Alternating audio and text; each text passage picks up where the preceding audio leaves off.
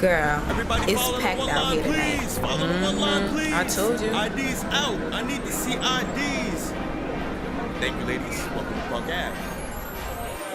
Excuse me. Hello? Can you move? What? Excuse me. Oh my God. You ready to go? Girl, I've been ready.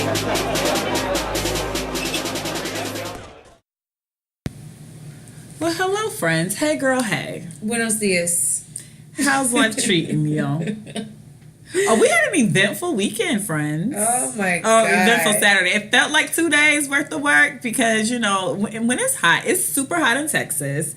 So when you, like, walk out your house for 5 minutes, you already feel like you've been out and about for 2 hours. And then the between your legs, it just starts to get real sweaty. Like, your lower back. Like, I don't know about you, but, like, I feel like I always feel sweat run from, like, where my bra would be at, like, the center of my back. No, I feel it right in between my legs, and it's just so like a smells. vortex of heat. Wetness. And wetness. That's not good heat, because sometimes it's good heat and wetness, but this is not good heat and wetness. No, it's not. No, it's not the good kind. And it's like if you have on jeans, it's like. Luckily, I had a skirt on Saturday, so there was a bit of a draft. I had on coochie cutters, but it's still a lot when the jean material's on your body and it's hot and your coochie's closed up and you're not waxed. It was just a lot going down. Yeah, super lot. It was, it was a lot going down in that area. But the cutoff shorts happened to be cute and the kimono was popping. Yes. So all in good fun, friends. It was. We did the Beauty and the Beard show for All Real Radio.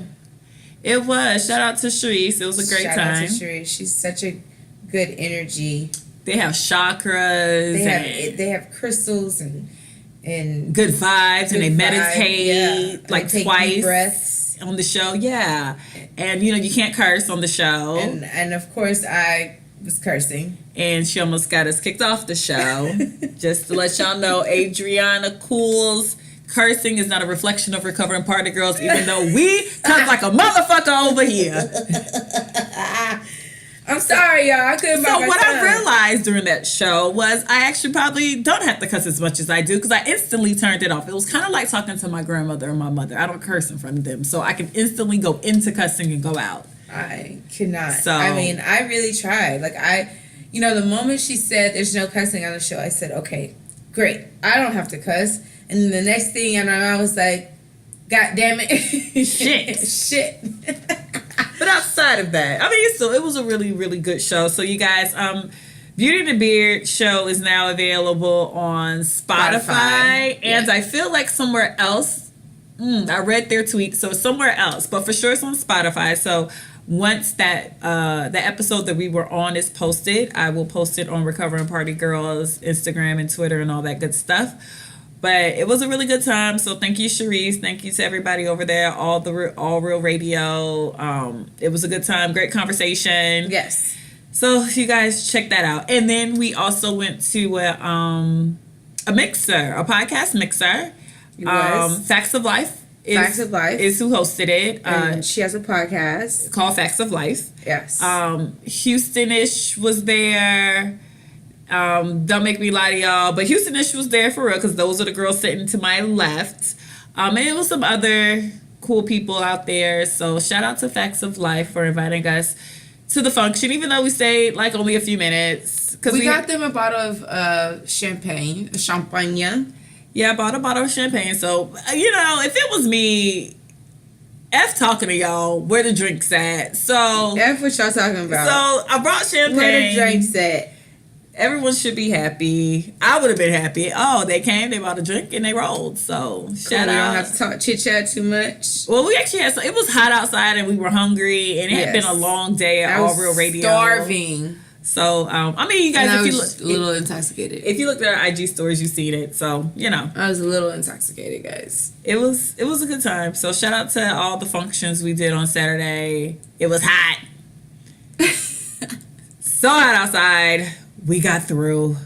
It was popping. But I'll definitely post Beauty and the Beard show when I get a chance. Yes.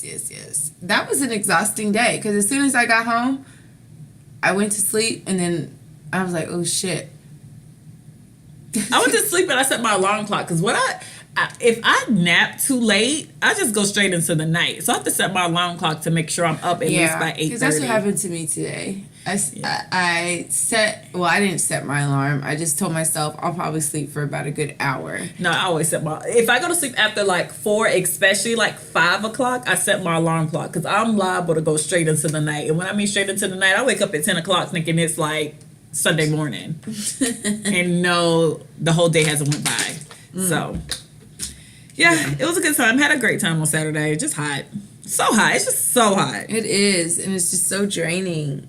It's just, you step outside for 2 seconds, it's a wrap. It's so draining. That's that. Anything cool in the city? Oh, and shout out to Beyonce's twins. So, Sir and Remy. they finally showed them. Their little family looks all alike. Super cute. They got some strong Louisiana jeans, boy. Yeah, I told you, Creole jeans are different. Certain jeans just pop out of nowhere. I wonder if they're going to have like a Creole accent. What's a Creole accent?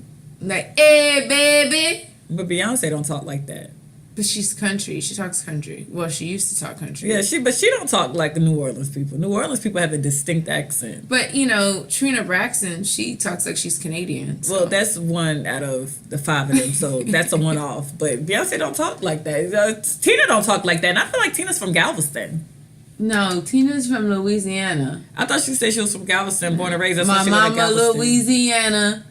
You mix that Negro with the Creole. I thought they were just saying Louisiana because like. No, she Creole. But isn't she born and raised in Galveston? I thought that was her husband. No, I don't know. I don't know their families. I don't know lineage. I know she's. But I know Tina don't talk like that, so I doubt it. But New Orleans, y'all have a very distinct accent. Y'all are very fun. Your city's terribly dirty, but you guys are a good time. But that city's terribly, terribly dirty. I've never seen anything like that in my life. I love it when a New Orleans person gets mad and they're like, "Man, you did me down bad. You did me down bad." Like, New Orleans was just such a different place because, like, in Orlando, because it's touristy and because it's like people know it for Disney World. You down bad. You did me down bad. A lot of our streets, they clean our streets at night. Like, it's nothing to see the people who like pressure washes the streets at night. Our cities, we have a really clean city. When I went to New Orleans, I was just like, oh, this is like dirty. And the thing, I guess, with New York, because it's so many buildings and there's so much going on, it's so much to pay attention to. New Orleans is still the South, so it's a bit slower. And it's just like, oh, y'all are just dirty. What is it? But I had a great time, and your culture is very very cultured. You're very cultured. Y'all were a good time. I thought when I went, the drinks were going to be pricey like South Beach. I went, so I'm thinking I'm going to spend all this money on a cocktail. You're going to get you a $12 hand grenade. Not even that. I spent I did buy a hand grenade for 12, well, maybe 10. But I also got a Hurricane Katrina for 10. And you guys had Jello shots for like $1. So you're my type of city. Yeah. And then when I went, my best friend, shout out to Jennifer, she fell into a pile of garbage. She was really drunk. That's disgusting. I would be pissed. It was so funny. It was funny, but... Nah, it was just really funny. No, it sounds funny, but I would be pissed. She was walking and just leaning and then she just fell over. And I was like, oh my God, she's fashion roadkill. It's just, the city's disgusting. I went for a Janet Jackson concert. The concert was fabulous. I had a good time. And like I said, y'all food was popping too. It's just a dirty, dirty city. I wasn't expecting that. And I actually had New Orleans on my list of cities I want to move to next. But I was just like, I don't know if I can live like that. I don't know. I'm a bit. It's a little metropolitan now. Nah, shit still. And the thing was too, because the arenas, the football stadium and the basketball arena are across from each other. And usually when most cities, when they have like their arenas and stuff, it's in a nicer area. Like people take care of the lawn, it's manicured, and it still was just dirty. And I was just like, even this area, it was just the craziest thing to me. But I had a great time. Y'all are lovely. Y'all sanitation ain't for me. But New Orleans was actually on New Orleans was on my list. I mean, granted, I went to like certain parts of New Orleans, so maybe there's some other half of New Orleans I didn't see, and I'm pretty sure there is. Yeah. But New Orleans is a good time. I like your vibe. So love the vibe in New Orleans.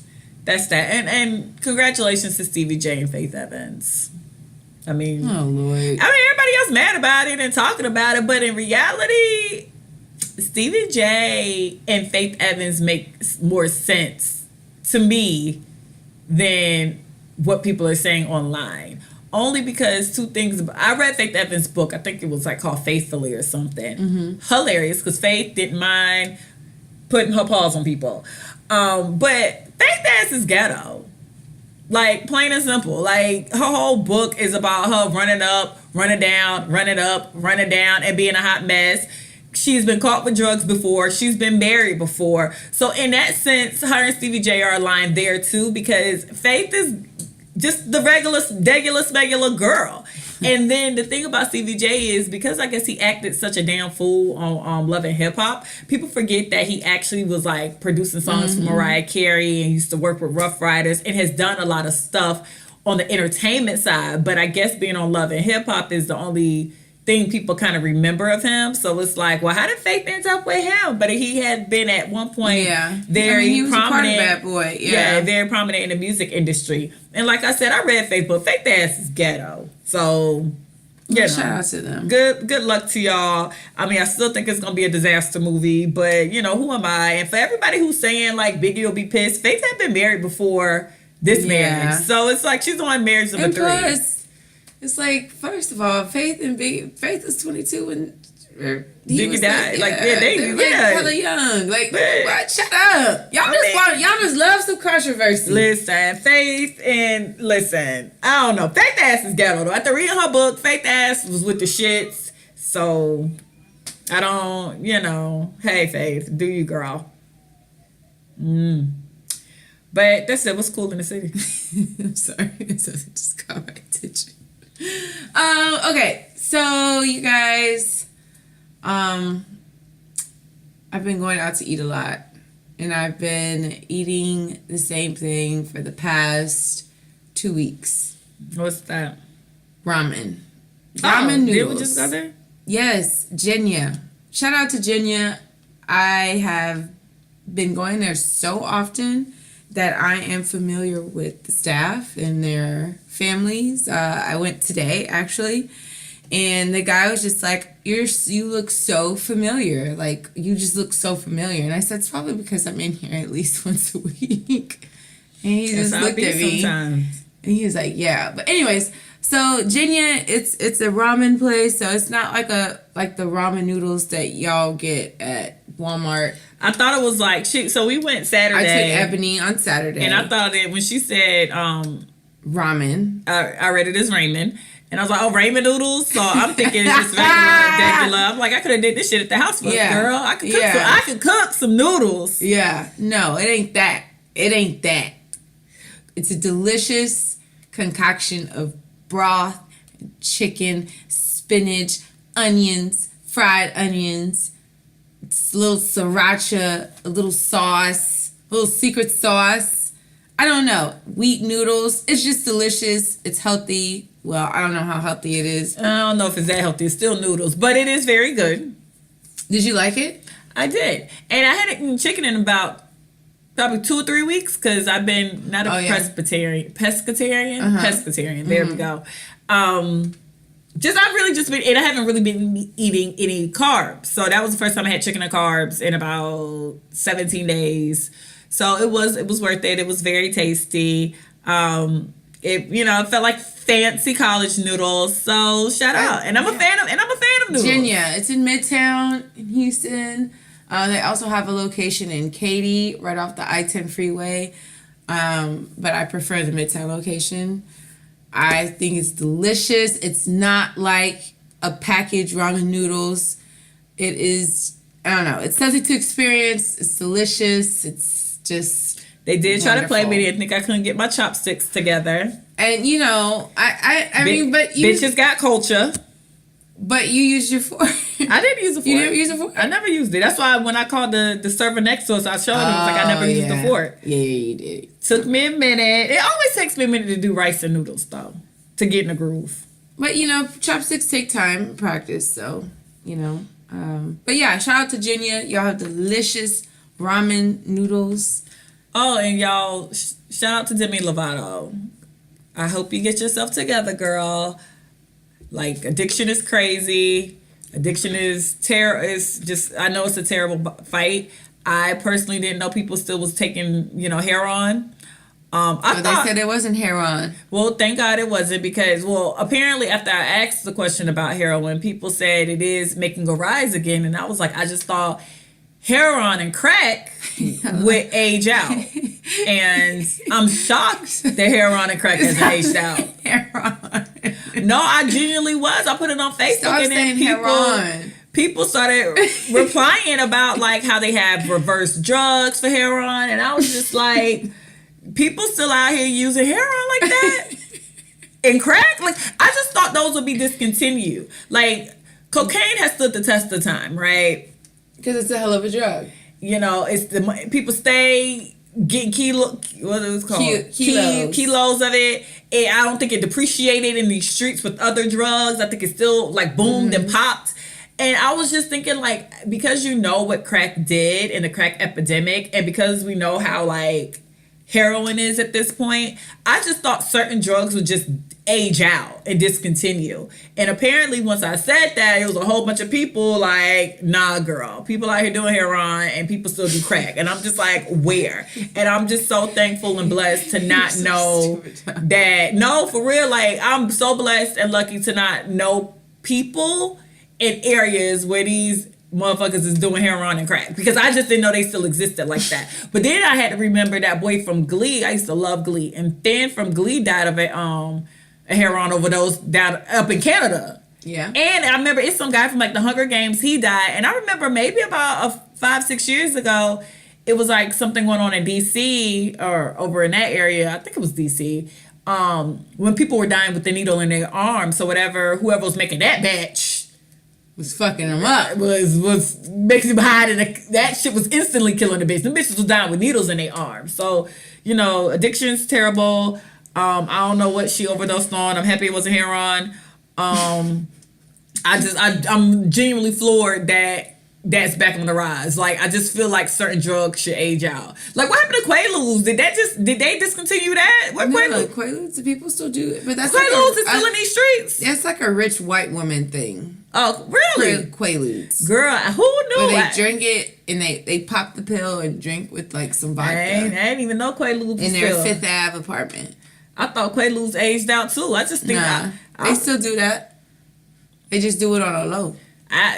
Crack really needs that. People who still selling crack, y'all are terrible fucking people. Like, you really, granted, don't sell drugs. But the people who are selling crack, for real. Hey, because man. You literally watch what crack did to, like, communities, period. Like, crack is, crack is whack. We ain't never seen nothing worse than crack. I don't care. Listen, heroin and all that, okay. But crack is just the demon. I don't even know how people still sell it, and I don't even know how people still want to do it. After all these years. Once you get hooked to something, listen. All it takes is one hit. Listen. That's why I've never done any. The only drug I've ever really done was hydrocodone. What's that? Lean. Oh, my mom, the pharmacist's name. Yeah, my mom, she used to work for a gynecologist, and she would always get like these samples of medicine. And I remember she had a pack. It was like maybe 100 pack of these small vials of liquid hydrocodone. Was she supposed to be bringing them bitches home? Yeah, they gave it to her. How the hell they giving samples of drugs, bitch? Bitch, they were giving her. They gave her the samples of the hydrocodone. And your ass is in there. Girl, I remember. You sold some, didn't you? I know you sold some. It's okay. You don't have to admit. Listen, you don't have to admit on air that you sold some. Listen. How much you sold them for? Like 20? We'll talk off air about you being a drug dealer. We'll talk off air about you being a drug dealer. I was a sophomore in high school, slinging. It sound like some shit. Sound like, hey, you probably selling that shit so underpriced, like $10. I didn't even know. You was giving somebody like lunch money. Right. Because yes. that's lunch money right there. No, so I remember my mom, I had a cold, and she was just like, take this. So I took a teaspoon of it. And when I tell you, it was like... like the colors? Yeah. Like the 70s? Like, yes. It was flowers and bloom. And just felt real free. And I was just like, wow. What is this? What is this? And then I got addicted to it. So I started taking it more and more and more. Like, That was just Were you a putting teaspoon. Were you putting it on? You was just taking it like I medicine, like I took Robitussin. it like Robitussin, and then I was just a teaspoon of a little small vial. But then I got to the point to where I started taking at least 2 vials. Before I went to bed. Now thinking about that now, it scares the fuck out of me because oh my god, like because don't they stopped. heart be slowing down? Like I could have easily just died in my sleep, just trying to be high off of that shit. And then I had told somebody at school about it, this dude, and he was just like, yo, you know you can sell that shit, right? And I was like, and that's word? when you became a drug dealer. And then I was like a drug dealer for like 2 days. Terrible. Dude. I didn't like the way weed made me feel. I tried, I've smoked weed. I've tried weed twice in college, and I've hit the blunt, but I never hit the blunt to a point where I think I get high, because I just actually don't like the feeling. I remember the one time I actually effectively did, when it was actually effective and I did get high, I remember saying that it feels like my brain is floating in space. And it was like, what? And I just didn't like the feeling of like that, of I felt so elevated, like I was watching us. I don't know, I ain't really like that feeling. So I never really got into weed like that. And I didn't care if you smoke around me, that whatever. Yeah. Which maybe I should, never mind, I can't try now. But I might give it another go around later in life. No, I'm not a weeder. I'm not a weed person. I didn't like... the day they tried to give me the Molly, I threw the Molly behind the sofa. Because I'm the type of person, I know I'm going to have a bad trip. I already know that. So a lot of stuff that people do, I already know that I'm going to be that one out of like 100 people that's going to have a bad trip and start seeing rats and snakes and everything I fear, and the clown from It and just some bullshit. Yeah. So in order to avoid clawing my fucking eyes out, or like laying across the train track like people do when they be having bad trips, I just won't do drugs. Because I already know I'm going to be that type. Yeah, because the last time I got seriously high was my 18th birthday. And I told my friend, I was just like, yo, Nicole, you got to fucking take me to the hospital. She's like, bitch, I said, I'm high. I said, my heart, I can feel... I was taking human anatomy, so my teacher was always talking about the effects of drugs, and I was like, I could feel my heartbeat, and it was like palpitating, and it was beating real fast. And I'm like, yo, my heart's about to explode, man. Take me to the hospital. Because I don't want to necessarily smoke weed. I do want to try an edible. Edibles will have you talking to yourself. But I don't, and I know me. You have to be at home on an edible. I would definitely do it at home. You would have to definitely do it at home. I would do it at home on a vacation, if that makes sense. Like, I would do it on vacation in our space. I probably still wouldn't even do it like in my home. Like, I ate an edible, and this was at D-Bar. One of the girls had bought weed brownies. Some girl had like, you remember like not the Sour Patch ones, but the long string sour ones? They had edibles like that at a party I went to, and I was like, damn, I can't do it right now. Oh yeah. Well, this girl, she bought actual brownies, and them shits was hella good. And I forgot they were like, so she said that she said that she was bringing weed brownies. So you ate but she brought the thing, right? She didn't say, these are my weed brownies. Remember what I said about the weed brownies? These are it. But she didn't say that. Oh, you needed that. Okay. I needed that reminder. I'm like, oh, brownies. So I took a whole one, and she's like, girl, you gonna be high. And as I'm in mid-chew, I'm like, what you talking about? And she was like, all right, those are my weed brownies. I was like, oh, shit. These are really good. Finished it. By the end of the night, I'm talking to myself. I was high as a fucking kite. I'm like, because I just remember thinking, am I high? Am I really high? I'm really pouring these drinks high? Yeah. Oh, I had some friends that used to do coke. But my friend was just ridiculous about doing coke. Because she was like, my nose started bleeding randomly one day, and that's when I quit. I was just like, oh, okay. Well, that's a good reason to quit. Like, she said one day her nose just started bleeding, and that pissed her off. And she was like, I can't be doing coke. That's too much. That's too much. I know a few people who did coke before. Too much inhaling. But like I told y'all, coke has stood the test of time. And then it's like you put it on your teeth. The people they put it, they test. I know in Florida, is bunk a Florida word?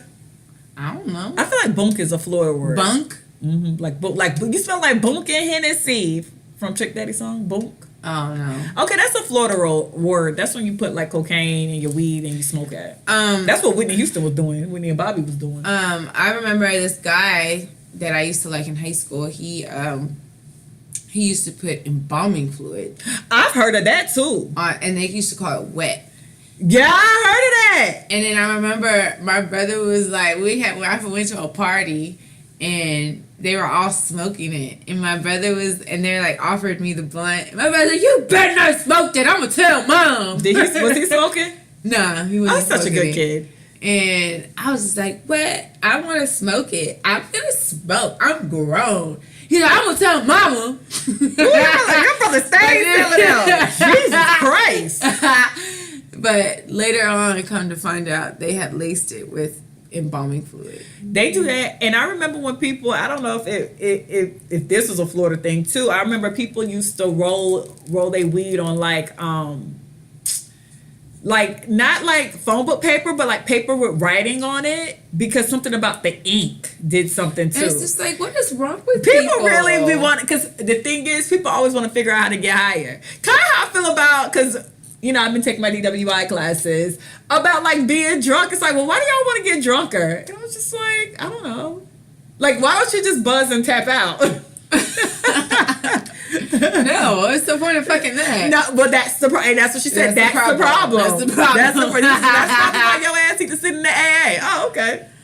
Oh my gosh. Because you want to just get higher. That's the thing. And that's how you end up, like I said, how do people, why is crack still being sold? I guess I've answered my own question. You keep wanting to get higher, and it's expensive to want to keep getting higher. So you start resorting to like crack. And like Whitney told y'all, crack is a poor people's drug. Whitney told y'all she had money and she wouldn't do crack. And I always would stand for Whitney for letting a bitch know that she had too much money to do crack.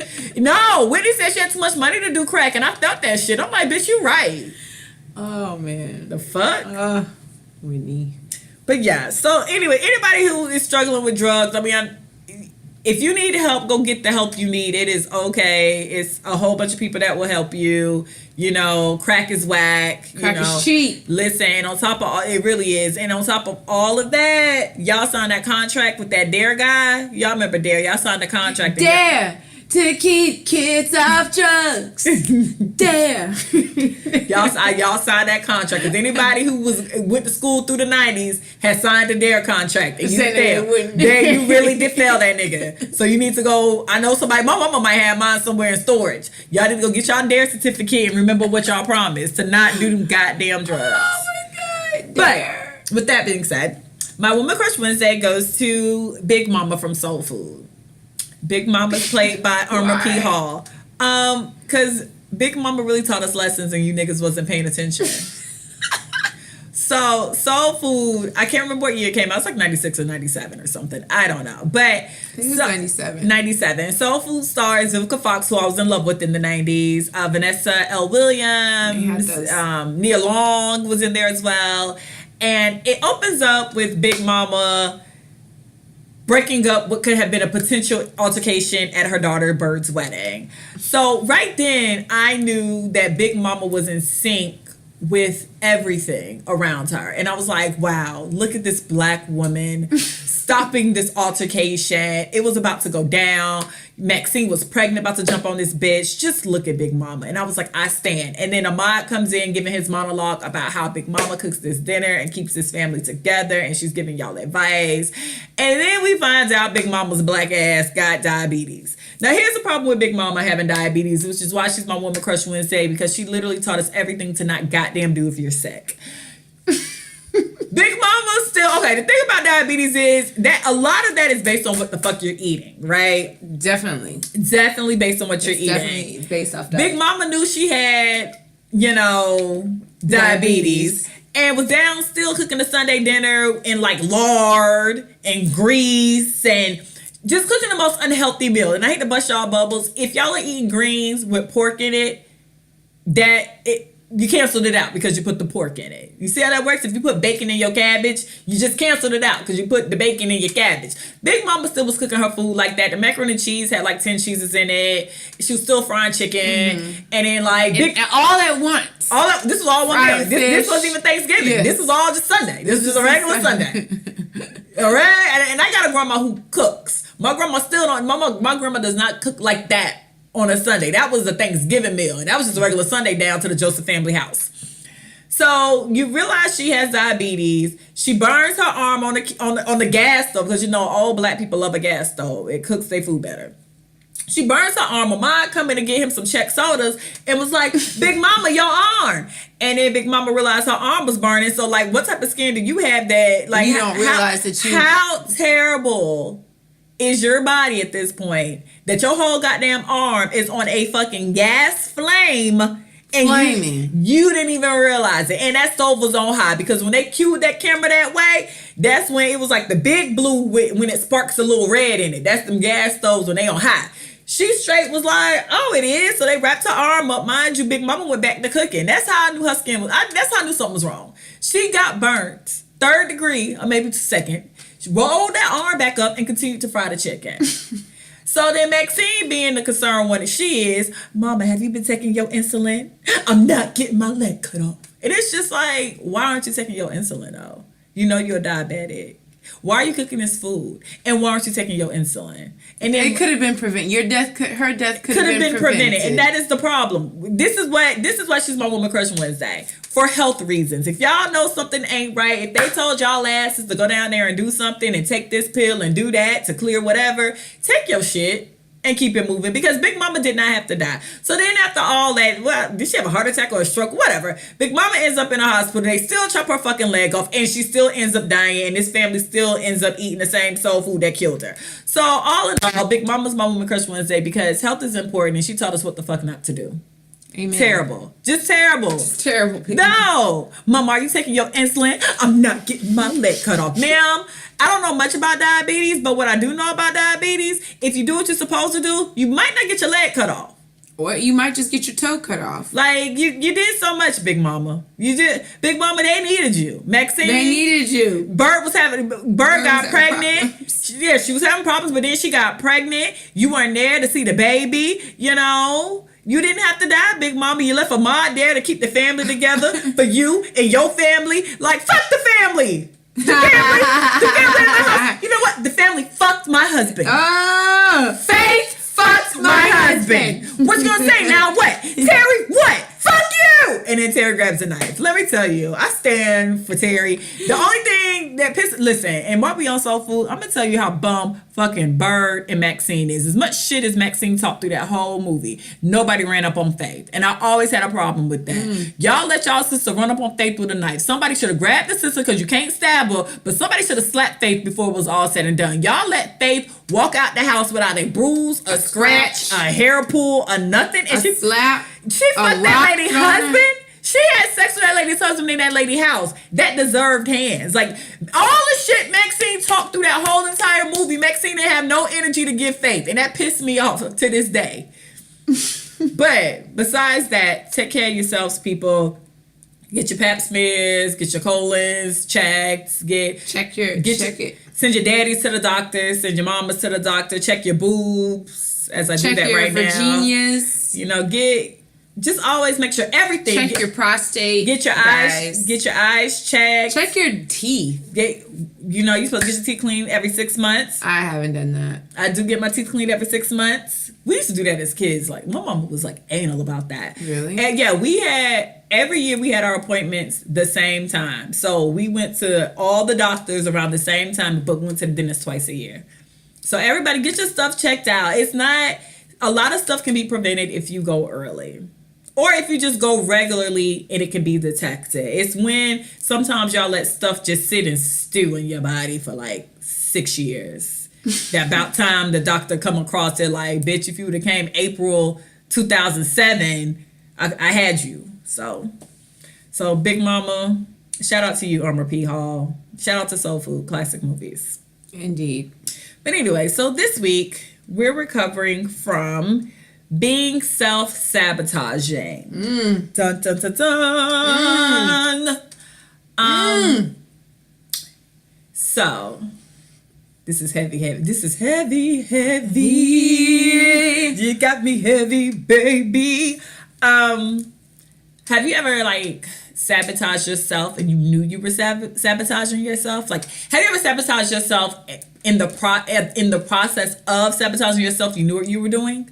Because sometimes you self-sabotage yourself and not even realize what you're doing because it's like you're unconsciously doing it. And then sometimes you're doing some shit just because you're afraid or you don't know how it's going to end up.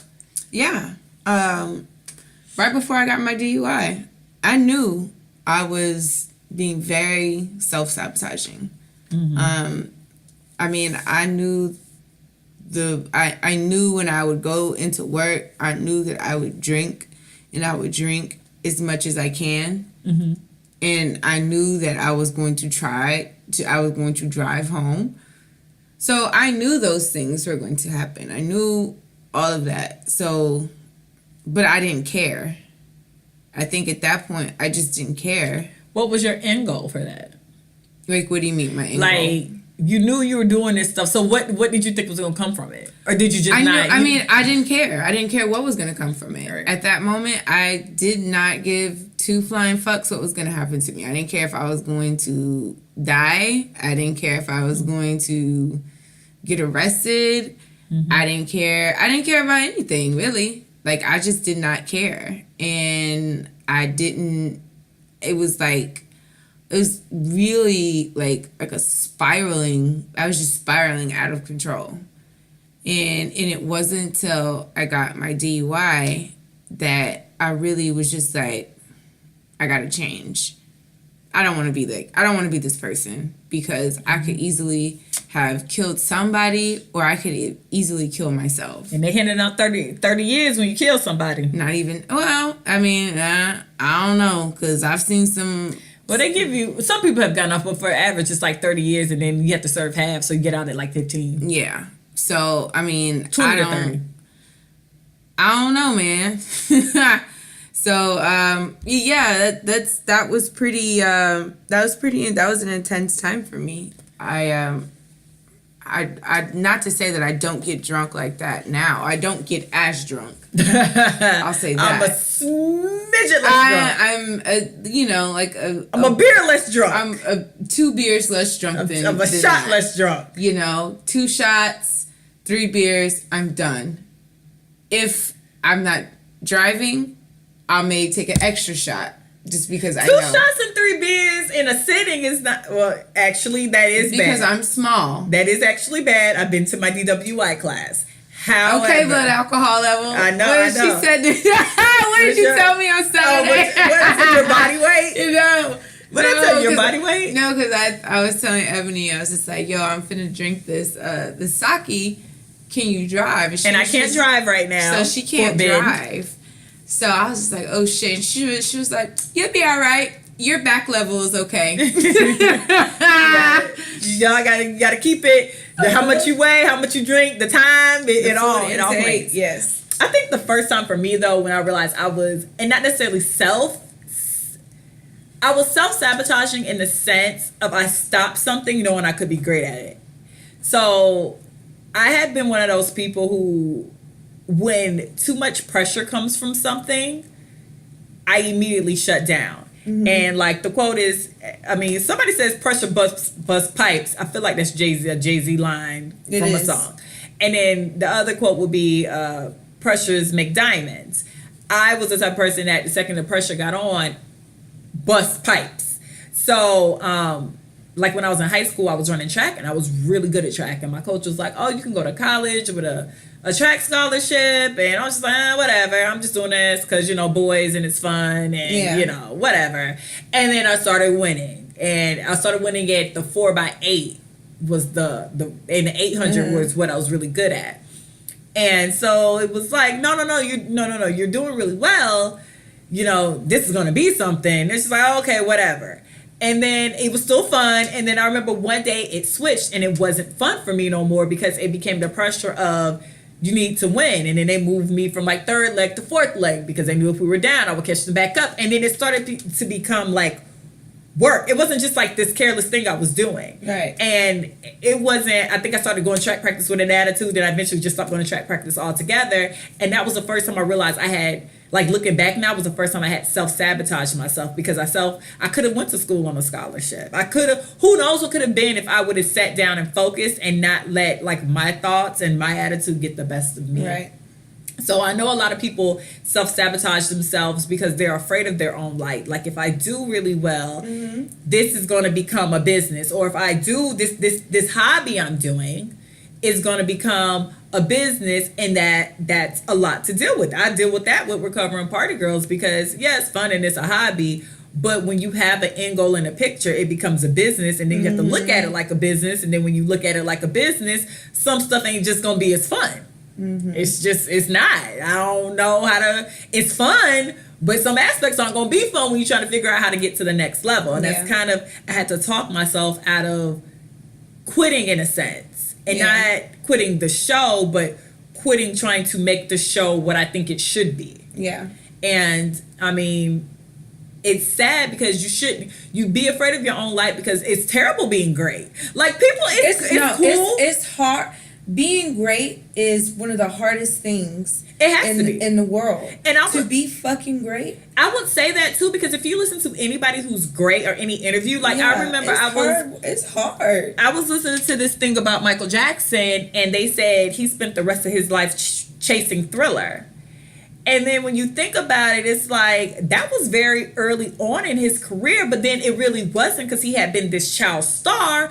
So Thriller wasn't like his first time out the gate. Thriller was like number 5 or 6 out the gate, honestly, because he had been with Motown and they did a shitload of records with Motown with Jackson 5, and he did a shitload by himself with Motown and then Off the Wall. But they say he spent his entire career chasing Thriller. And then I watched this interview right when Michael died. Janet Jackson was talking to Oprah was talking to Oprah, and Oprah was like, well, when did you think you lost him? And she was like, oh, around Thriller. And it was just like, God, that was really early. And the thing was, he was chasing himself being great. And it's like a terrible, like when you look at Serena Williams, it has to be a great big pressure to be great. So those people are super strong to not fold into self-sabotaging themselves by like on Serena's half, like losing, or like on Michael's behalf, making a bad record, or just like disappearing from everything, because it is a lot of pressure, and it is easier to self-sabotage yourself than to live up to 110%, or live up to what people think you are, live up to being this phenom. And that goes on any level. That's not even to the extreme of Michael and Serena, of course. I think like that. Like, to be great is a lot. I mean, to be good at something is a lot. Takes a lot. Yeah, but to be great, that's like 10 times harder, because you have to constantly push yourself in those moments where you don't want to fucking push yourself. You don't. And you don't feel like it. And it's easier to just give up. It's easier to sabotage the situation so you don't have to deal with it. It's not even worth my time. It's so easy to say, fuck this shit. It is. And I remember, like, I think about that I was talking to a friend, and when we were in college, she graduated from the community college in Tallahassee, and she did so well in Tallahassee because she was kind of struggling in the city she was in. And so she came up to Tallahassee. Her mom sent her up to Tallahassee to finish community college. She did. And in Florida, it might be everywhere, but I know for sure in Florida, if you get your bachelor's or if you get your AA from a community college, you automatically can get into any school you want to get into. So you can get into the, University of Florida's, the UMs or Florida State's or the FAMU's or wherever you want to go. And I remember, so she graduated, and it was like, hey girl, you need to just stay here. This is where it's at. Like, you did well here, go to Florida State, finish off, this will be great. No, I want to go to this city. It's like, no, I want you to stay here. It's going to be good. It's popping. You're around, this is a college town. You're around a bunch of college students. No, I'm going to go here and do my thing. So she went down south, didn't finish school. And I remember talking to her recently. I'm like, well, do you think you sabotaged yourself? And she was like, I unknowingly did. And she was like, and I think sometimes with self-sabotage comes, sometimes you sabotage yourself in spite of other people. So like, I'm lucky, like I had a parent when I wanted to quit school when I was going through all my drama in college, she told me no. But then I know people who are the total opposite, who parents are like, well, you should go to school. And it's like, I'm not going to school and they're trying to force me and hear me roar, I am woman. And it's like you do stuff in spite of people. Yeah. Not even realizing you sabotage yourself because you cut your nose off to spite your face. And a lot of just like growing and learning and being a better person, honestly, it's just being able to follow too. Like, sometimes people are terrible to themselves a lot of times, and it's sad. And I'm definitely one of those people.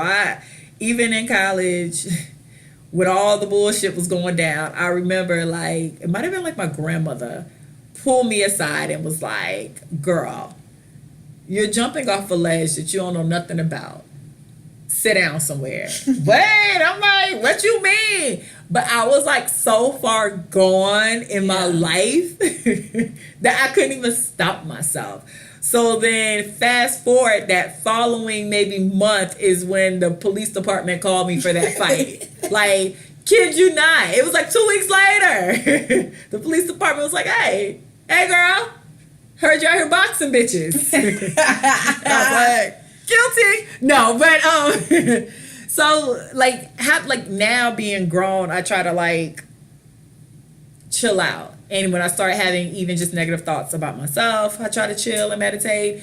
When people are trying to tell me what they think I should do, I actually genuinely listen. And you have to find a group of people who, want the best for y'all. True.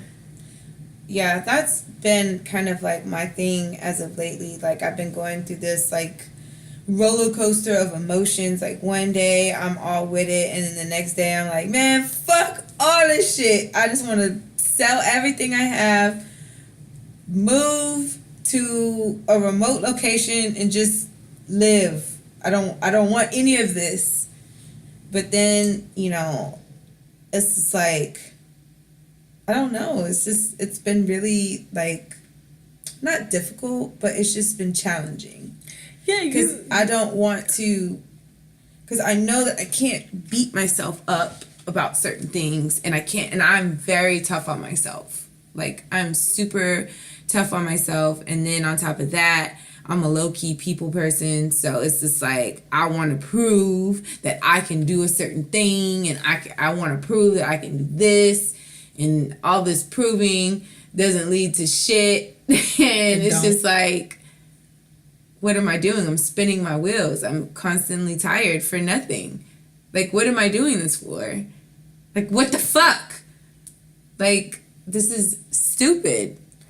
So I just have these, like, lately I've just been having these moments, like, where, like, what the fuck is going on with my life? But you do not quit. No, I can't quit. I'm too, like, knee deep in shit to quit. And I don't, like, sometimes I really just want to pack up my shit and move back to Corpus. Like, I really do. But then when I feel like, when I start to feel like that, it's almost as if God is like, let me throw her a bone. So she can sit her ass down. So she'll know that I'm here. Yeah, this is the right path. She's tripping. She's really tripping God right now. me all the time because I'll be like, I don't know what I'm doing. Yeah, like, and then I'll get an email. Like, literally, okay. yeah, like, literally, I'm just like, I don't know what I'm doing. I don't know what I'm doing with my life. I don't know where this is going. I don't know where anything's going. I'm just here. I don't know what what the fuck? I'm going to die in this little apartment. And then, God will send me like a sign or something. And I'm just like, oh, okay, back to work. Rejuvenated. And check y'all attitudes. Some of y'all attitudes are self-sabotaging. For one, my mom always tells a story about how when I was like a kid in high school and stuff, how it was never what I actually did that got me punishment. It was my attitude after everything I did that always got, like, I was on punishment for 3 months at one point. And I forgot what I did originally, but it was so trivial. It was like worth just nothing. And I had this stubborn attitude. I had this mouth still. I was very like, girl, what? Like, be all day. So like, I would do something and my punishments would literally start for a week. About time I got done with my attitude and what I said and how I acted, a bitch was on lockdown for like 3 months. Like, and that was often. Like, I often was on punishment. No, I often was on punishment for like a month at a time. Like, for real. Because I always used to I kept going. Like, so, like, even when I look back at the jobs I've gotten fired from, a lot of that shit was because of my goddamn mouth. And it's just like, and I knew it too. Like, and I knew when I was doing it, what I was doing. And I don't know why. And I think subconsciously I wanted to leave half these jobs. So it was just like an easy way out.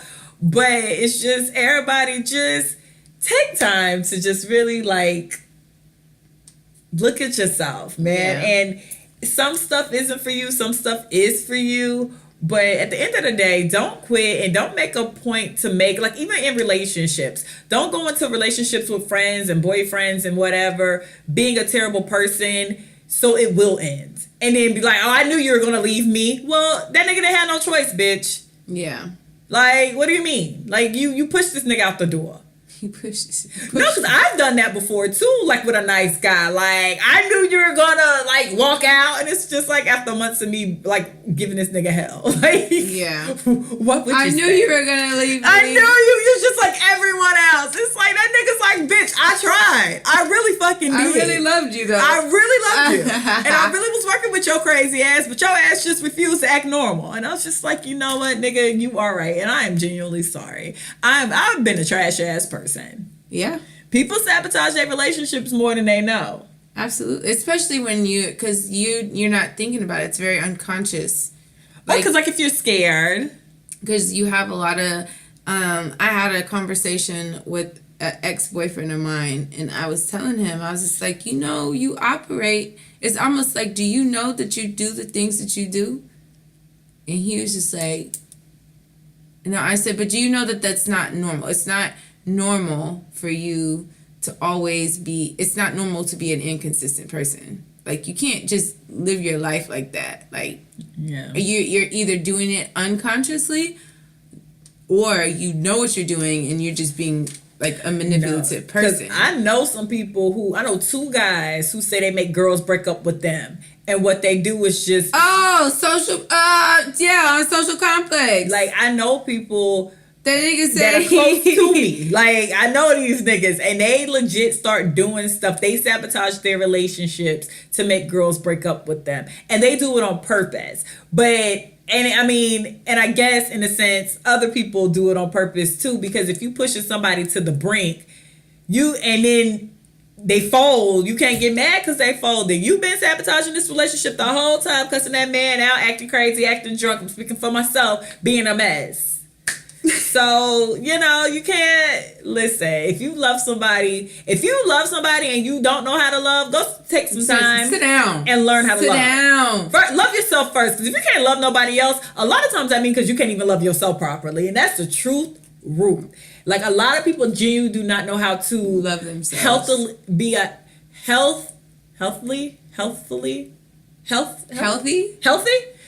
That's it.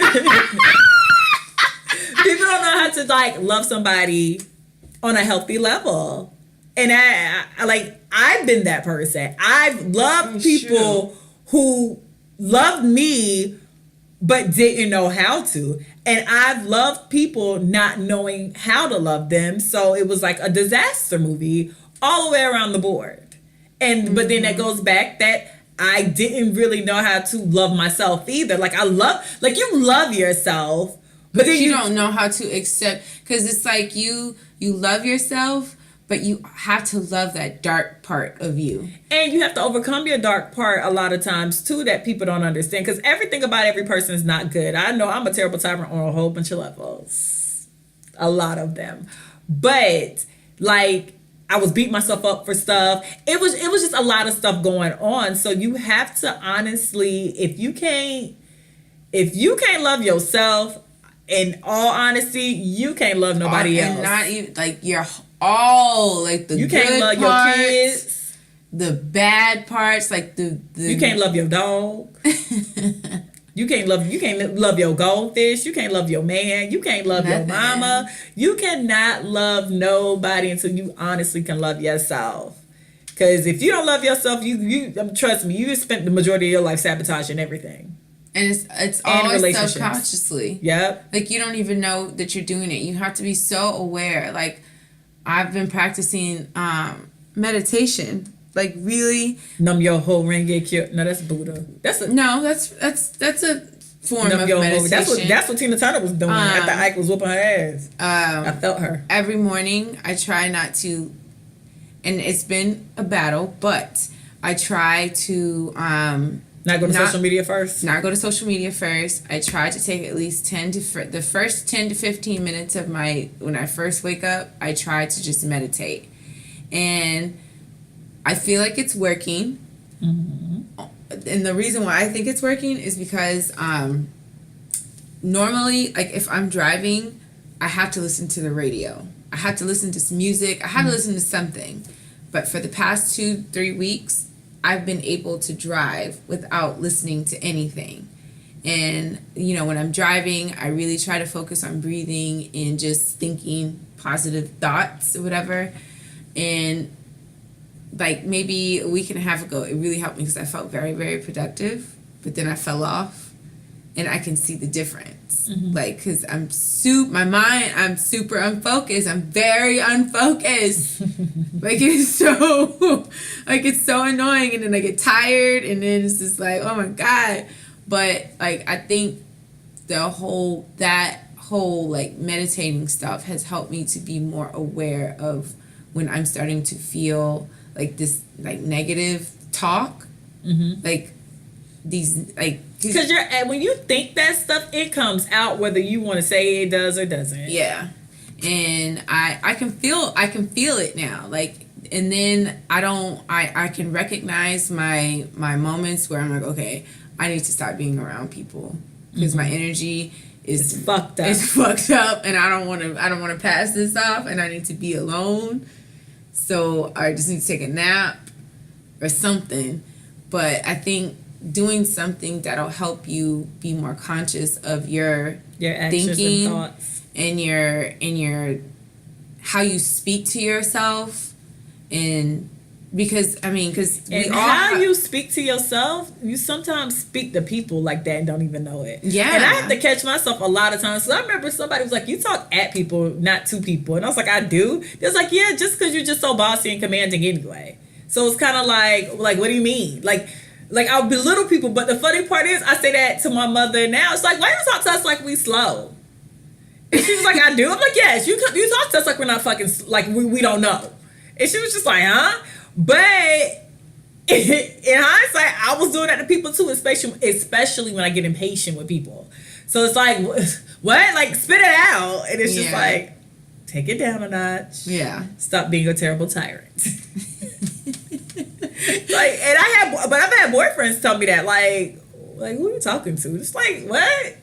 I mean, I didn't mean it like that. What has a boyfriend said about you, like, man, you have this side to you? I don't know. I think once shout out to this boy. I loved him too. I'm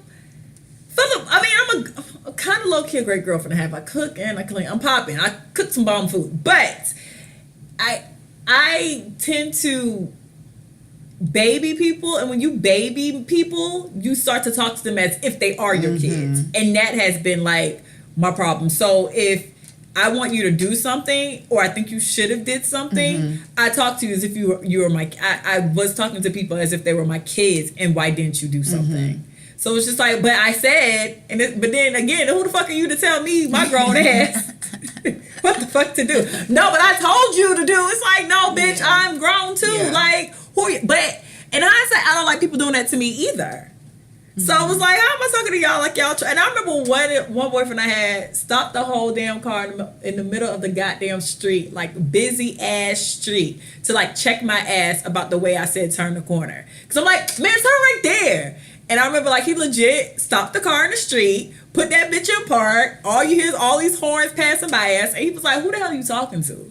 Like, you gonna apologize to me? Like, who the fuck are you talking to? I'm like, man, this car is going. I don't care. So I had to sit there and like, you know what? My bad. I meant to say, make a left here versus come right here. Yeah, but I I'll never forget that. Smooth stopped that car in the middle of the street. Yeah, I tend to,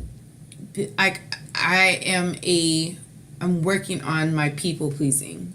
I used to be a huge people pleaser. Mm-hmm. And I am a nurturer and a caterer type person. Mm-hmm. So I would always give to whatever relationship that I was in. I'd try to do whatever to appease that person. Mm-hmm. And I started to realize that I would lose myself in the process of trying to make them happy. And, because I want to take care of you. I want to help build your credit. I want to do all this shit, but I ain't doing it for myself. You know what I mean? You're the girlfriend I need. No, seriously, I'm the type of person okay, babe, let's get this. You got a plan, you got a business, let's do this. Let me help you. I want to be there. I want to do this. You sound like you're trying to save niggas. I'm Captain Save-A-Ho. I ain't saving nobody. All the niggas I talked to had money. I knew. No, I'm Captain Save-A-Ho for real. And I really had to really check that because I was starting to come in contact with a lot of guys that were very needy, and I would overextend myself a lot, and I wouldn't say anything. I would never say this shit's pissing me off. I don't want to do this shit. I like what I like, and that's what I said. I would never do that. I would always just go with it. And it wasn't until I started really meditating and praying to see what is this about me that is attracting these type of people. And I really feel is this people pleasing, this thing, this need that I have, that I need to feel needed and wanted, and I need validation from people. I need for somebody to say thank you for saving my life, just shit like that. But it's so funny how your energy is so important, because we were talking about how abusers always find abusees. I've never been in an abusive relationship. Yeah. It's I'll be looking at people and it's they getting beat, Ike Turner beat by their spouse, and it's well, how you found a nigga that beats you? What do you mean? But I don't have that energy. I always found the cool guys with money. I always knew. It's something about me. Even when I was in high school, I dated the star basketball player. I got to college, I did the same thing. He went to the NBA. And then when I got a little older, I started dating entrepreneurs and people who had their own business, and I always stay with somebody with a coin. That's just, I don't know what energy I'm giving off on that, but I hope that keeps coming out. But it's just so odd that how you attract. Mm-hmm. You attract certain stuff. But with that, I always attracted guys I had to compete for. So it's well, what is my need for competition? What is my need to win? I always dated the guys. It was Flavor of Love. We all lined up with some fucking clocks. And, I just wanted to be the one who got the rose at the end. And I went through that, just maybe in the past 2 years, I was all right, this competition thing is going to be the death of me. I'm making so many enemies in the process because I hate every other girl. And now I'm competing for this nigga's love. Why am I competing for this grown ass man's love? And it was just, it literally, my love life reads The Bachelor. Why? What am I doing with myself? So you really have to be checking your energy and your space. It is my fault because I always say I like my niggas to have hoes, which I know it sounds terrible, but I guess in the sense I like the male version of me. I like the cool kid that comes in and pays everyone's tabs. I do. Mm-hmm. I like the guy who's super charming and everyone wants to party with him. I like those kids. I plan on being the couple that has all the fun functions because that's my personality, and I will hope his personality is like that as well. Yeah. But with that, sometimes come a whole bunch of other bullshit. So now I need to learn how to separate the two, which has been a process. Yes, because like you said, I have to learn how to separate certain things. Yeah, because some stuff is good for it. I dated this package deal. If you had money, you had hoes, you were a good time. That was kind of the type. But that doesn't necessarily have to. They don't have to have all three. You gotta. But then a lot of that is on yourself. Because I was basically dating the same guy over and over again. They always were financially well off. They would take care of me if I needed to. If I needed something, they'll do it for me. But what's the point if I gotta like Shirley a bitch? Like I'm tired of calling. I'm tired of being Shirley. I'm tired of calling Barbara. Hello, Barbara. Barbara, this is Shirley. Like I'm tired of calling the hoes. Like I'm tired of like having to roll my eyes in the club when I see this. Like it's a lie. I'm telling you. And you know what? Like the last couple of relationships that I've been in, or the last situations that I've dealt with another person, I realized that like the universe is going to keep sending you people. You do. Until, because every... Sabotaging yourself. Yes. Get the help you need. Look, y'all. The universe answers you. When you call, the universe answers exactly what you call for. This is real shit. Like, the universe will continue to send you people in your life that are, especially if it causes, like, dysfunction and chaos or whatever, or it makes you feel uncomfortable. The universe is trying to tell you that these are some issues that you need to work on. Like the guys that I used to date used to run as mouthy as I am and whatever. I really let these niggas do me. Like for real. And it's just because of my nature. Like I am such a forgiving person. I let shit slide. I don't pop off too crazy. I mean, I can pop off, but you know, it's very mild. And even with my ex, like this nigga did so much shit, but I was just like allowing him to do it. And then when I started to really think about why is this person in my life, it's because I have a lot of issues that I need to stop doing, which is one, I need boundaries. I don't have boundaries. Like I used to never have boundaries. I used to just let people just kind of have their way and I would be cool with that. I would never say what I really wanted to say.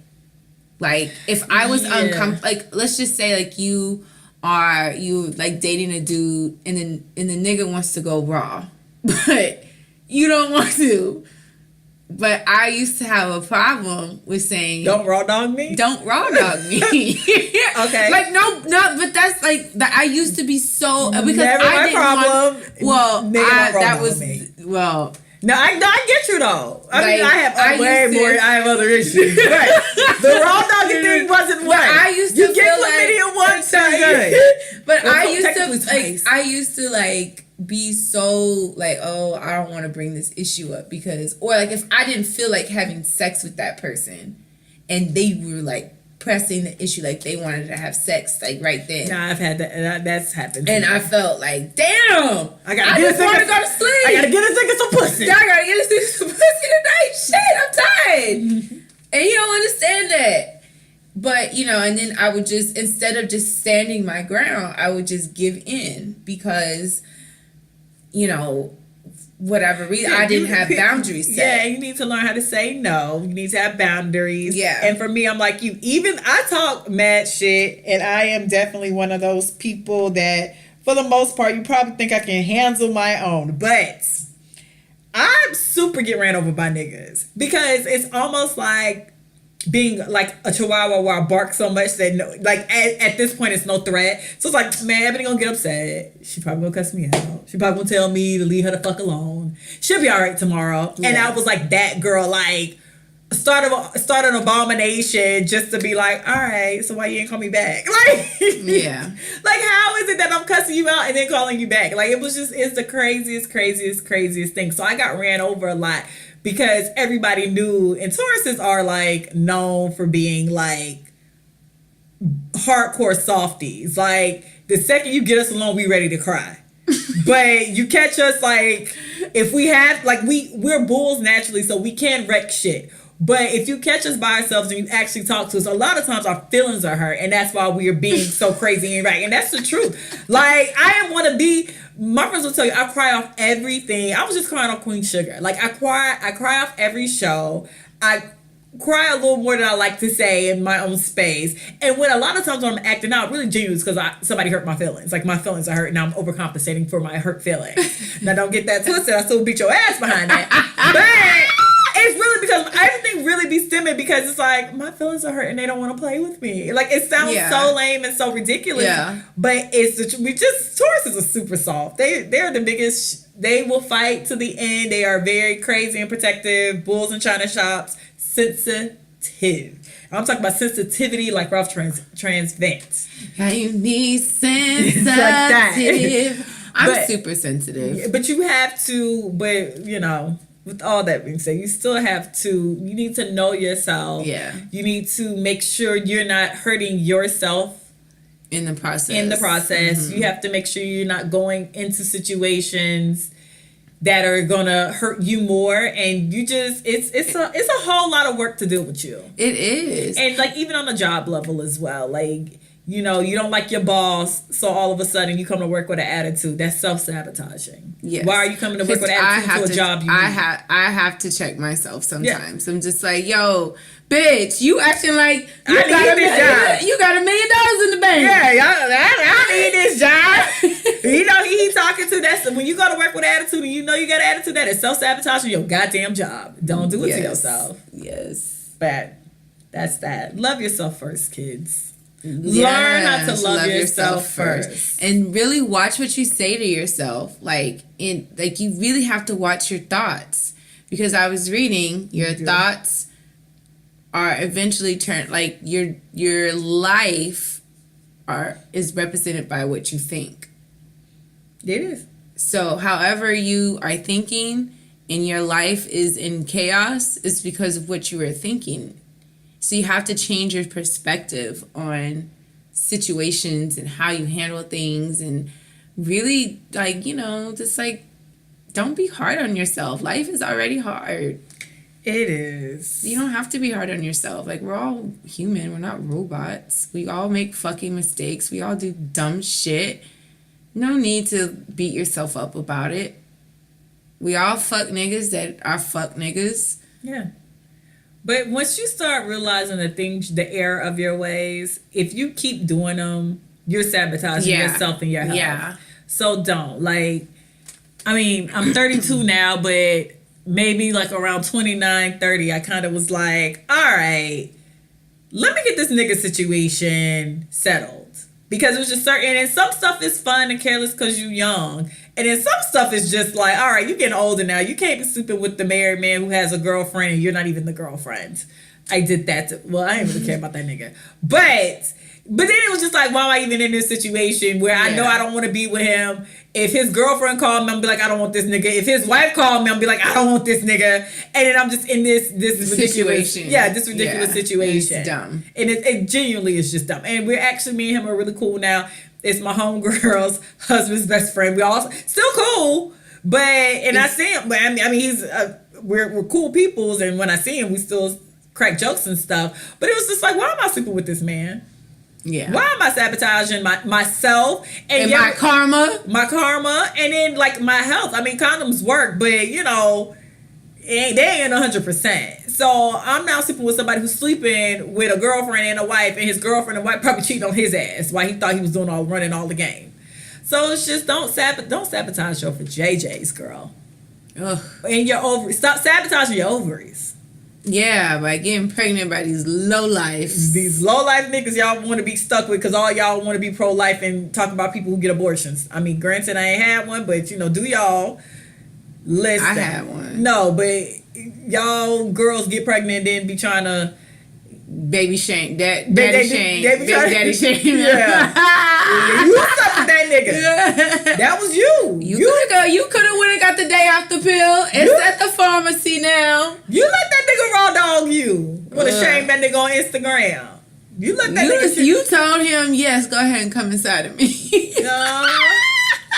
So no, you really have to think, because a lot of stuff, like I said, you have to love yourself, because people sabotage themselves, even with food.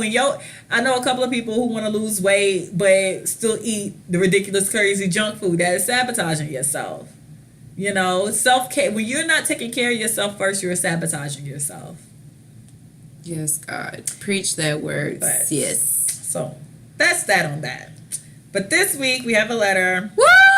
So for Moesha's diary, I love how you named it Moesha's. because it is Moesha's diary. Hold on, y'all.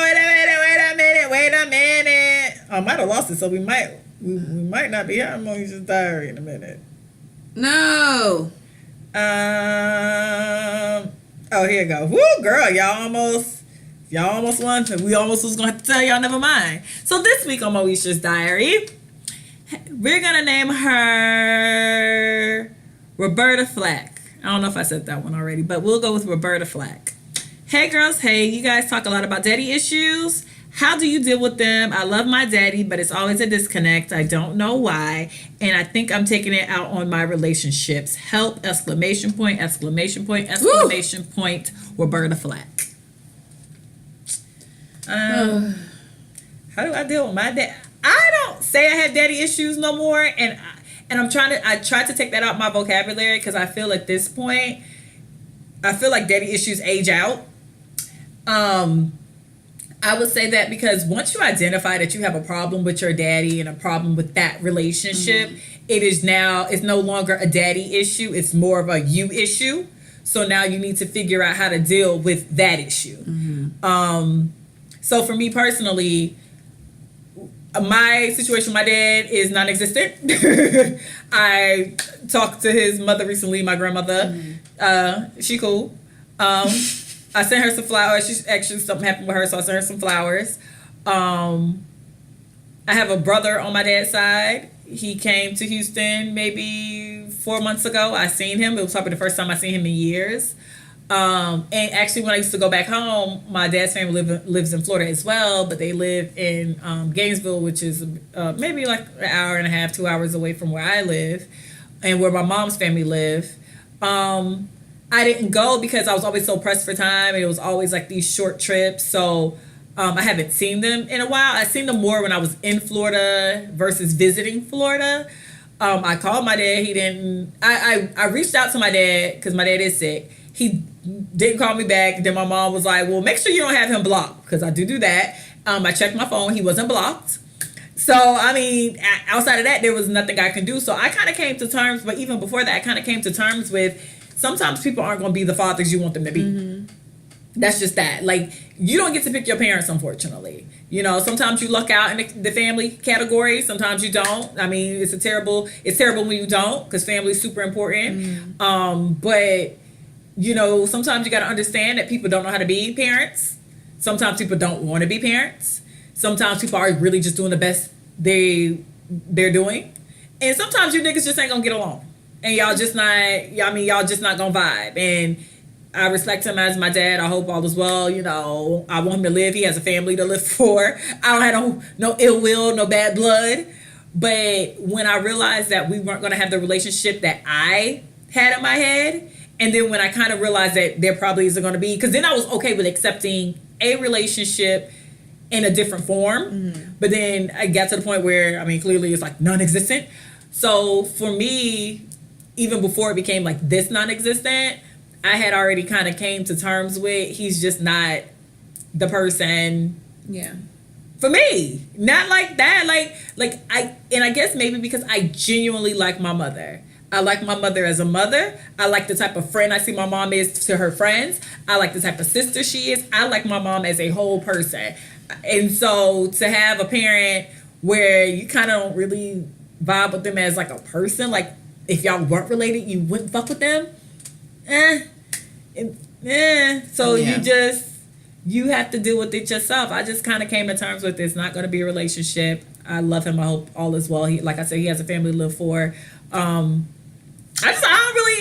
thing is just with the daddy issues, once you realize it's a daddy issue, the day you sit down and is like, I have daddy issues, is the day you need to figure out your problems, because it's no longer a daddy issue when you realize it's a daddy issue. It's now your issue. And I just refuse to be the 40-year-old who's saying I can't keep a man or get a man because my dad wasn't there. Nigga, you fucking 50 and your daddy's dead. Shut the hell up.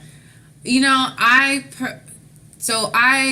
have, my dad and I have had a very rocky relationship. And I know my father loves me. I know he loves me, but it really took for me to realize that his way of showing me love is completely different than what I think that I need to be shown. And love language is important. Love language is important. And I think that when you understand how a person shows love, that can help alleviate some of the problems. You know, the situation with me and my dad, we had got into it and we didn't speak for like 2 or 3 years, and it really bothered me. And you know, I felt he was always dismissive of, you know, every time I tried to bring up something that I was feeling and, you know, how he hurt my feelings. He was always very dismissive about it. And finally, once we resolved this issue that we had, he sent me this crazy text message. And, I mean, just was basically saying that he was done with me. He didn't want to have no daughter. Like, he was just basically saying, he was like, fuck off. In so many words. I'm done with you. That's not funny. And so my first reaction was, oh, hell no. Fuck you. Da-da-da. So I'm getting my thumbs ready to just go in on these text messages. But something came over me now, and it was God. It was the Lord. Mm-hmm. And he basically was just like, start speaking scripture. So I just started sending my dad these scriptures about love and, you know, about feeling defeated and all this stuff. I just started quoting Bible verses, basically. And I told him that I loved him and you can't quit me. In a nutshell, you can't quit me. We're going to have to figure this out. And the response I got back made me realize, wow, the devil is busy, because I could have easily took this to a whole nother level if I would have went left. But I chose to really say, okay, this person is obviously hurting and he's just spewing stuff. I know he doesn't mean it, so I have to be the bigger person and I have to calm the situation down. And after that, our relationship has been much better. So I would just try to have a conversation if it's possible, because at the end of the day, life is fucking short and you only have one set of parents, and at the end of the day, you don't fucking get to pick them. I mean, god damn it, they could be just as fucked up. They're human. They don't know shit. Like, as much as we thought that they had all this knowledge growing up, they really don't know shit. They don't. And in my case, and I just think that it's just important. Even with my mom, me and my mom have had situations where I felt like, you know, certain things should have been a different way. But I think my cross to bear in life is that I have to be a bigger person in any situation, because a lot of times, especially like that age group, they don't know how to say I'm sorry. They don't know how to say that their feelings are hurt or they feel some type of way. They just think because they're the dad or they're the mom that they're right. And in reality, no, you as a parent, you can be fucking wrong. You can be dead ass wrong as a parent. Like, just because you have a title of a mom or a dad doesn't make you right. And sometimes when they realize that they're not right, they try to, you know, they do their overcompensate and they do their self-sabotaging. So I would recommend that if you want to maintain a relationship, I think that a healthy conversation is necessary. And then also just understand that sometimes they're not going to admit to fault. They're not going to admit. He's not, and you have to be okay with that. And you have to be okay with that. You have to accept that. My dad won't give me the opportunity. We won't have the conversation because he's not that type. So you have to be okay with whatever outcome comes your way. Yes, but you have to know that you tried. But it sounds kind of like you said you know your dad loves you. Did you say that? Oh, you know you didn't. But with that being said, yeah, you didn't say that. But she mentioned love language, and love language is like super important because like me, I don't know if you took the love language test, yes, but I took the love language test, and mine was about gifts and being assertive. It was. And it was right. That's pretty fucking accurate. I do like when people surprise me with stuff, and I do like assertive people. I'm the type of person that if I call you, and not necessarily that I'm asking you to do something, if I call the guy I'm dating, and I'm just complaining about, I don't know, a nail being in my tire, I like the type of person that will come and be like, let me go get your tire fixed right quick. That's how you show me. Like that beat saying I love you to me. Like he gets it. But that's me though. So sometimes you need to know your love language, and you need to know their love language. That's why me and one of these guys, I revere him as like the best boyfriend I had because he got it. But then that was his love language, was stuff like that, because he was a shit person on so many other levels. But that's important. Love language that kept it going. Our love language actually being very in tune is why that shit lasted as long as it did. So you need to know your dad's love language.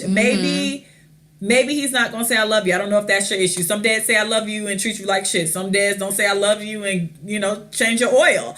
You gotta figure out your love language and his love language, and you can have, if you're able to have a conversation with him, but also be okay to know that it might not go how you think it's supposed to go, or he might really be doing the best that he can. Yeah, because like I said, I feel like that age group, they don't like to admit fault. They don't like to admit like they were wrong. I just really think that, like, I know my dad, I don't know how old your parents are, but my parents are like 52. My mom's 57, 58. My dad's like 60 something. And I know for like my dad is kind of like the Bible verse, children obey children obey thy father, or their days will be shortened, or whatever the verse is.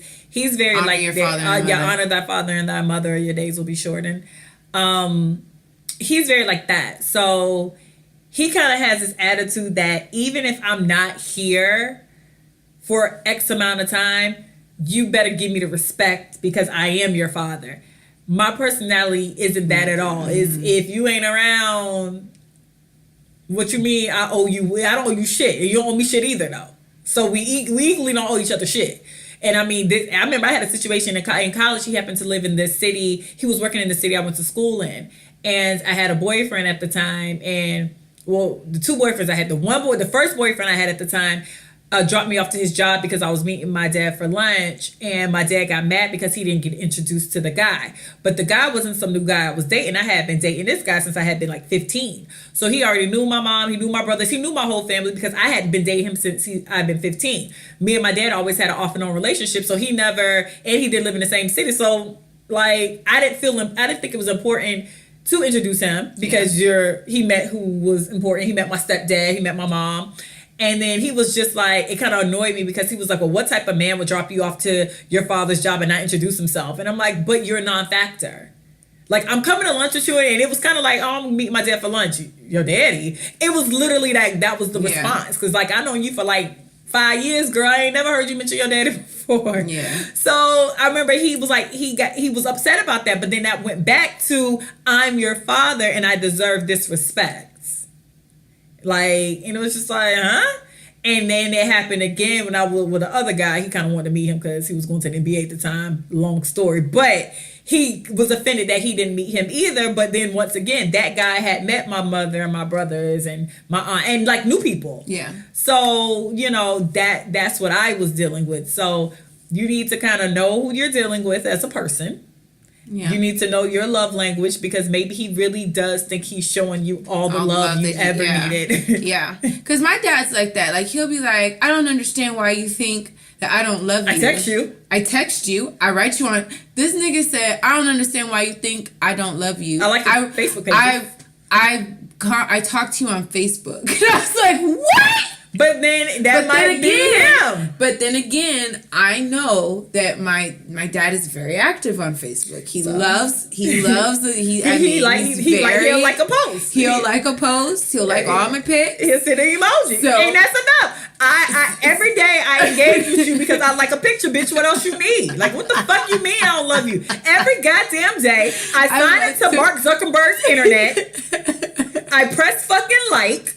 I send an emoji. I like all your posts. I send you random things in your messenger. I give you jokes. I give you prayer. I give you chain letters. What the fuck you mean? I give you chain letters, bitch. Oh my God. My dad sends me a chain letter like every damn day. So what do you mean? I talk to you every day. If I'm sending this to you every day, essentially I'm talking to you every day. And here you go talking about I'm not a good dad. The fuck is wrong with you? You see how that's the disconnect? So again, I would strongly recommend you know who you're dealing with. Like, just you do, because for me, I would have wanted a dad kind of like the niggas I date in a sense. Like, I would want a dad that would have been like taking me to the basketball games, getting my car fixed, buying me a car. I wanted to be a daddy's girl and like a spoiled brat daddy's girl. That would have been up the type of personality I have. I'm the same way. I was like that. I would have been great at my daddy finna come. I would have been perfect. My daddy got it? Yeah, I would have been perfect. You don't need to buy me that. My daddy gave me money. I would have been perfect. I already know I would have been a perfect like candidate for Sweet 16 if I had a daddy like that. Unfortunately, my mama chose different from my life. That was on my mama. So you have to, like I said, have to accept. You have to accept the first part. Accept the things that you cannot change. And unfortunately, I ain't gonna have no daddy that's gonna be like Sweet 16. I wanted a daddy how like Birdman be about his daughter. Like, if y'all ever I follow Birdman on IG, and like you could tell like any nigga that dates his daughter better treat that bitch with the utmost respect, because he's just like, my only daughter, my baby, when she was a baby. Like, he holds her hands and open doors. Like, she is going to be a problem when she starts to, like, I don't know if she's dating, but when she dates for real.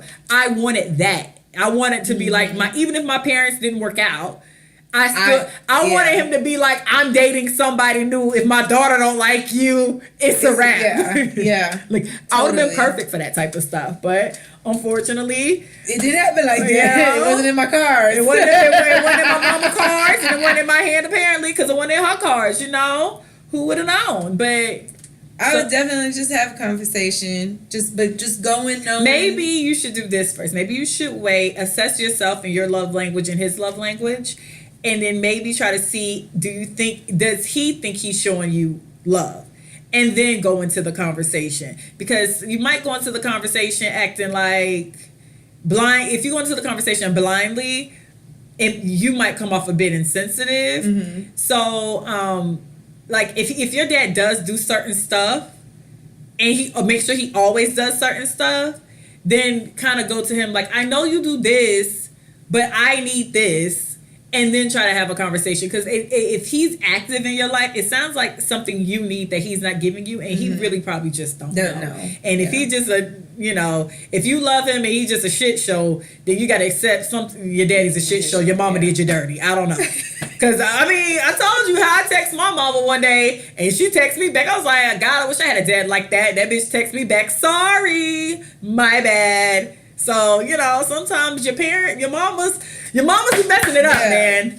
My mom said, Mom, my dad this. She said, I'm sorry. Like, I'm sorry. I didn't know. My mama texted me back, sorry. And that was shit. She said she didn't know. Nigga, I ain't know. We just here. Yeah. But if he's active in your life and he's around, if he liking your stuff on Facebook, man, give the man a break. Give him a chance. Give him a chance. If he sending you chain letters, talk about if you don't send it to 6 other people, you won't get your blessing. Give him a chance. I swear, at least every other morning, I get a messenger, and I know it's him. I just know it. As soon as I scroll down, like, Chester Blair. This nigga. And it's always like, I think this is funny.